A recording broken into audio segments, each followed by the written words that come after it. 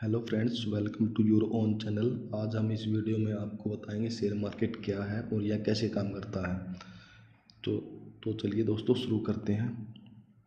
Share बाज़ार एक ऐसी जगह है जहां पर बहुत सारी कंपनियां लिस्ट होती हैं और वो सभी कंपनीज अपने शेयर जारी करती हैं बेचने के लिए अलग अलग प्राइस में। दोस्तों, सभी कंपनियों के शेयर प्राइस अलग अलग होते हैं और फिर लोग उनके शेयर को खरीदते हैं और जब शेयर का प्राइस बढ़ता है तो उसको बेच देते हैं और पैसा कमाते हैं। लेकिन वहीं दूसरी ओर अगर शेयर का प्राइस कम होता है तो उसे बेचने पर नुकसान होता है।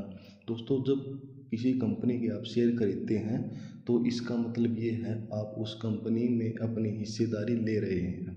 मान लीजिए अगर किसी कंपनी के 100 शेयर हैं और आपके पास उस कंपनी के 10 शेयर हैं, इसका मतलब आपके पास उस कंपनी की 10% हिस्सेदारी है। आप उस कंपनी के 10% मालिक हैं। तो अब हम बात करते हैं कंपनी शेयर मार्केट में क्यों लिस्ट होती है और इससे कंपनियों को क्या लाभ मिलता है। मान लीजिए कोई बिजनेस है ABC,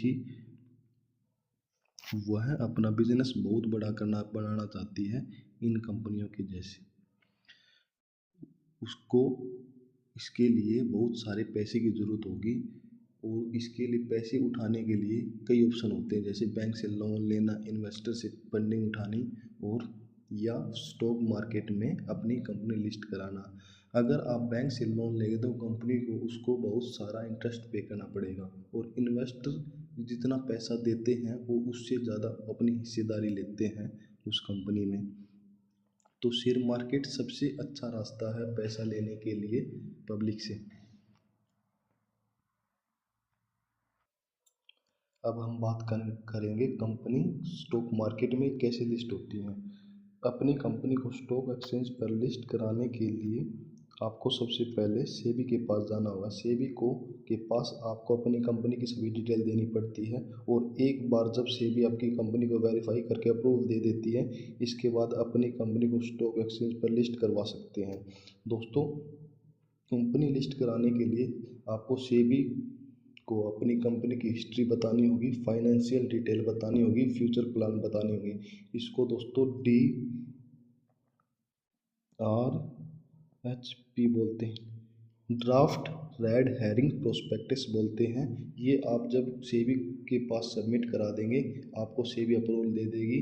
इसके बाद आपकी कंपनी शेयर मार्केट में लिस्ट हो जाती है। एक्सचेंज में लिस्ट होने के बाद आप अपनी कंपनी को IPO ला सकते हैं। दोस्तों, सेबी के बारे में हम बाद में बात करेंगे। इसके बाद हम बात करते हैं IPO के बारे में। IPO क्या है? IPO दोस्तों होता है इनिशियल पब्लिक ऑफरिंग। जब भी कोई कंपनी पहली बार मार्केट में अपने शेयर लेके आती है उसको IPO बोलते हैं।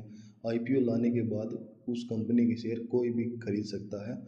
IPO खरीदने के लिए आप अपने बैंक का सहारा ले सकते हैं या कुछ ऑनलाइन साइट हैं उनका सहारा ले सकते हैं IPO खरीदने के लिए। दोस्तों, ये ज़रूरी नहीं है अगर आपने किसी कंपनी का IPO अप्लाई किया है तो उस कंपनी के शेयर आपको मिलेंगे।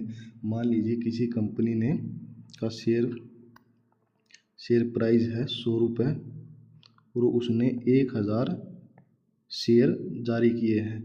तो अगर उस कंपनी के IPO अप्लाई करने वाले लोग ज़्यादा हैं तो आपको हो सकता है उस कंपनी के शेयर मिले या ना मिले। ऑनलाइन कंप्यूटर के सहारे ऑटोमेटिक डिस्ट्रीब्यूट किए जाते हैं। अगर किसी व्यक्ति को उस कंपनी का IPO मिल जाता है, मतलब उस कंपनी के शेयर मिल जाते हैं, तो उस कंपनी में उस पर्टिकुलर इंसान की हिस्सेदारी होती है। अगर कंपनी को प्रॉफिट होता है, अगर कंपनी का शेयर प्राइस ऊपर जाता है तो वह अपना प्रॉफिट बुक करके बाहर हो सकता है और अपना प्रॉफिट कमा सकता है।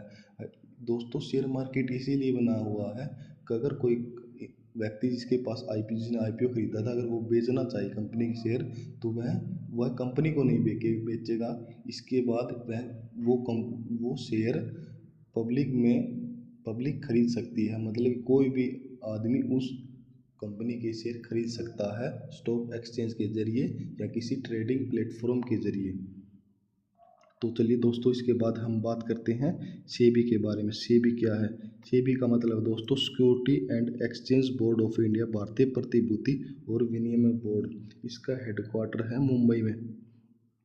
इसका दोस्तों हेडक्वार्टर मुंबई में है और इसकी जो स्थापना हुई थी 12 अप्रैल 1988 को हुई थी और इसको संवैधानिक मान्यता 1992 को मिली थी। सेबी एक रेगुलेटरी बॉडी है, जैसे आरबीआई बैंकों को रेगुलेट करता है उसी तरह सेबी स्टॉक मार्केट को रेगुलेट करता है।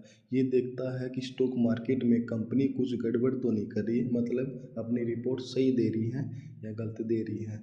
अगर गलत दे रही है तो उसके खिलाफ कार्रवाई करना सेबी का काम है। तो दोस्तों सेबी मार्केट में संतुलन बनाए रखने का काम करती है। अब हम बात करते हैं भारत के सबसे बड़े स्टॉक एक्सचेंज एनएससी और बीएससी के बारे में। सबसे पहले हम बात करेंगे एनएससी के बारे में। एनएससी का मतलब है नेशनल स्टॉक एक्सचेंज। इसकी स्थापना हुई थी 1992 को हुई थी। जो एनएससी में जो कंपनियां लिस्टेड हैं वो तकरीबन 1600 से ज़्यादा हैं। तो Nifty is benchmark index of national stock exchange. इसका मतलब है जो निफ्टी 50, आपने नाम सुना होगा Nifty 50, global stock exchange ranking में एनएससी का स्थान 11वां है। अब हम बात करते हैं बीएससी के बारे में, बॉम्बे स्टॉक एक्सचेंज। इसकी स्थापना हुई थी दोस्तों 1885 को बॉम्बे स्टॉक एक्सचेंज की स्थापना हुई थी। जो इससे पहले इसका नाम था the native share and stock brokers association के नाम से इसकी शुरुआत हुई थी। पूरे एशिया में यह सबसे पुराना स्टॉक एक्सचेंज है और 1995 में इलेक्ट्रॉनिक ट्रेडिंग सिस्टम बनाया गया था। इसमें जो सूचीबद्ध कंपनी है, मतलब जो इसमें लिस्टेड कंपनियां हैं वो 5000 से ज़्यादा हैं। सेंसेक्स निफ्टी बीएससी का बेंचमार्क इंडेक्स है, मतलब कि भारत की टॉप 30 कंपनी जो बीएससी में लिस्टेड हैं उनको बना के एक इंडेक्स बनाया गया है, उसको दोस्तों सेंसेक्स बोलते हैं। आप सेंसेक्स देखकर बता सकते हैं कि जो भारत की टॉप 30 कंपनियां कैसे परफॉर्म कर रही हैं।